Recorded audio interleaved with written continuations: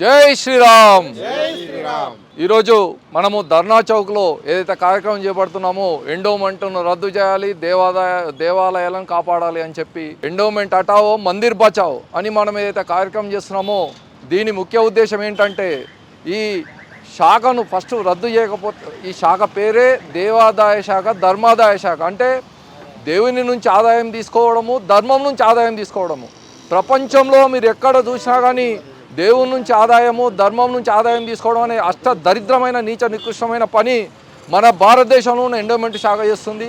ఇట్లాంటి పనికిమాలిన నీచ దరిద్రపు శాఖను తీసేసి హిందువుల యొక్క గౌరవాలను కాపాడాలని చెప్పి, హిందూ యొక్క ధర్మాన్ని కాపాడాలని చెప్పి మేము డిమాండ్ చేస్తున్నాము. అదేవిధంగా ఈ దరిద్రపు దేవాదాయ శాఖను తీసేసి ధర్మరక్షణ సమితి అని చెప్పి పెట్టి ధర్మాన్ని కాపాడాలి, దేవాలయాలను కాపాడాలని చెప్పి మేము డిమాండ్ చేస్తున్నాము.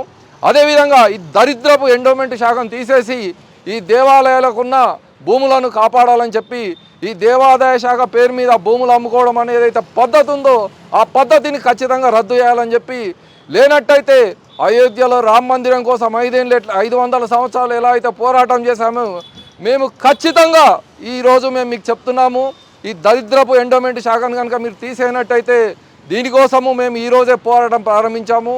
ఎన్ని సంవత్సరాలైనా సరే మేము ప్రాణాలు అర్పించైనా సరే ఈ పోరాటాన్ని కొనసాగిస్తామని చెప్పి ప్రభుత్వాన్ని డిమాండ్ చేస్తున్నాము.